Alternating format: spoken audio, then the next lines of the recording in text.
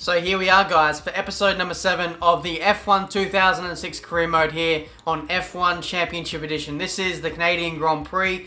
We're racking up lots of races under our belts now, and we're really getting on with the season now. So once again, show your support in the comments or by liking this video. That'll make me more motivated to make more daily videos of this series. As I said, we're absolutely smashing through it at the moment.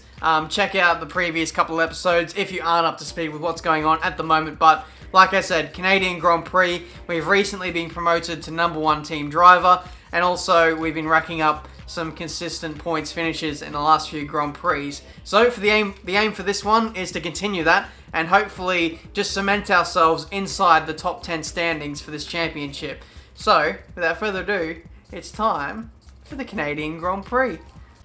If we look at the driver standings there, it looks very close all the way from 3rd down to about 8th place there. We're on 17 points, whereas the guys from 8th, like Jenson Button, he's on 20 points, and then it goes up to 4th, where Massa is on 28 points. So that's the kind of realm I'd love to get myself into for this driver standings. Constructors, Toro Rosso still in 5th place on 19 points. I don't imagine that's going to change too much simply because my teammate is not going to be up there racking up consistent points like I am. So really, it's just trying to hold on to P5 of the Constructors, and anywhere that we can move up any further in the drivers will just be an added bonus.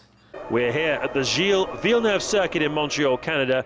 Session 1 of 3 is about to begin, so without further ado, let's get on with the action. I'm interested to see whether we can use the curbs around this track in Canada, because in the F1 games by Codemasters, there's a heavy reliance for us to use the curbs in order to get around the track properly, or quickly, rather. So it's going to be an interesting dynamic to see what we can get away with around this track.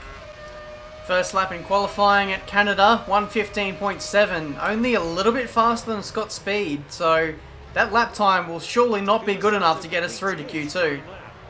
Once again, 9th place seems to be my home comfort in qualifying 1 and 2. We've made it to Q2 for the Canadian Grand Prix.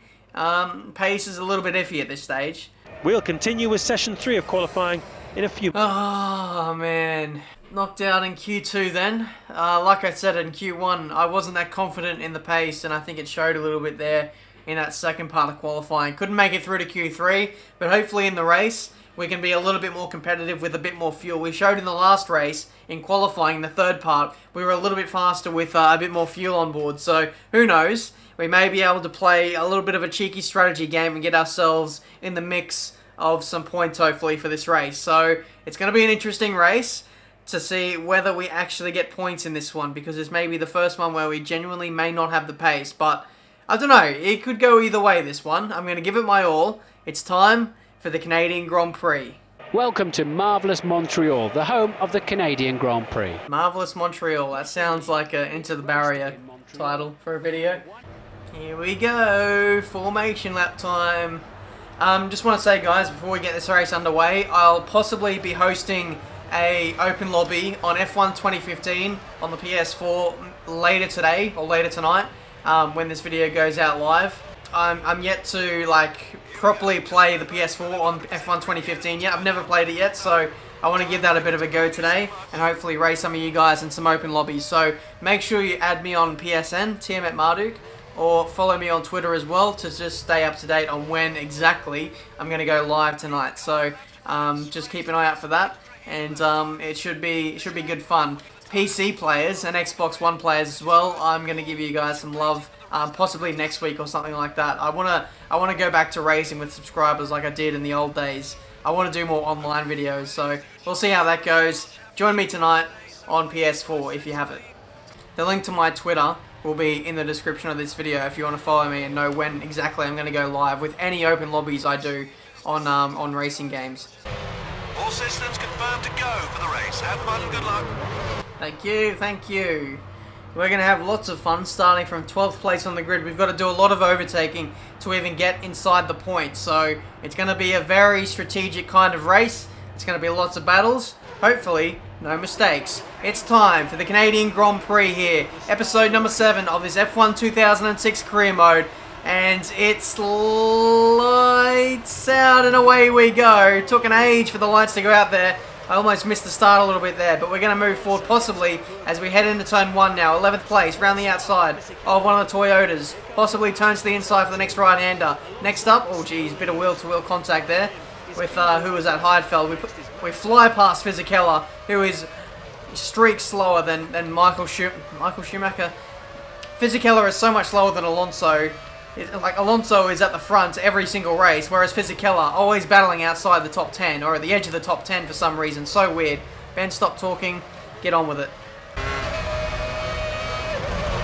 Cheeky. Very, very cheeky. The AI don't have much bravery into heavy braking zones, and we've taken advantage of that. Up the inside of, who was that? I think that was Montoya into P7.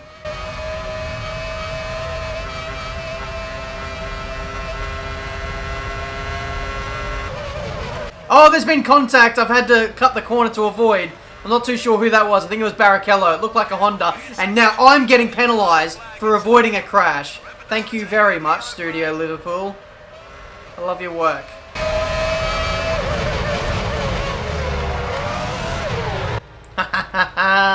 Get outsmarted, Roscoe. I was going to say Roscoe. Debris flags. Once again, who's retired? Oh, nice. Oh, there was oil right on the apex of the racing line there. Oh man, that's dangerous. Oh, sick. He was in the lead earlier. Next is Ralf Schumacher. That's a gain. No, you know, I ran so wide that it looked like I corner cut that corner, but I really didn't. Crisscross. And a bit of cheekiness on the exit. Let's see if we can get past Heidfeld here on the exit. Possibly not, but we'll give it a go anyway. The problem is, with this game, is you have to turn in so early on the pad in order to make an apex. I just missed the turning point by a little bit, and that was all she wrote. Up the inside of Heidfeld there, but he went into the pit lane anyway. So we've moved up into P4, I think. And we'll be coming into the pits at the end of this lap. Better think about coming into refuel. Thank you. Jeez, that Ferrari came from a long way back. What the hell was that? I just got lag bubbled on the entry to the pit lane, like a lag wall or something. But yeah, the Ferrari made up so much ground on the entrance to that. Where was my pit stop? You know, oh, no. Are you kidding me, game? I even pressed the select button to request a pit stop. I'm pretty sure it was my requested pit lap anyway, so why the hell wasn't I serviced? Ralf Schumacher is 8.5 seconds behind me, and I still have to make another pit stop. And after I come out of the pits, I'm going to have to go on bonsai qualifying laps to even get anywhere near the points. Yep, lag bubble into the pits once again. Please. Toro Rosso, for the love of all things sacred. Okay, come on, come out. What is going on, lads? My whole team's gone on holiday. They're off to Barbados for the weekend because they're just not... Nobody's home. Heard you loud and clear. Pit request noted. I'll be right back with you. Oh, now you hear my pit request, but it's too late now because we fucking run out of fuel. Thank you, Toro Rosso, for the service as always. Out of fuel. You know, we retired because Toro Rosso did not want to service me. Thank you, team. I really appreciate it. Great team effort here today. Let's pack up. I'm going home. Maybe I am Sebastian Vettel after all. We'll be hopping south of the border into North America, and we'll be visiting the legendary Brickyard, home of the United States Grand Prix. Ah, yes. So we're off to Indianapolis now for the next race of the season, but I'm sorry guys about that, but what can you do when I press the request to pit button both times on both laps, even though it was my recommended pit lap anyway?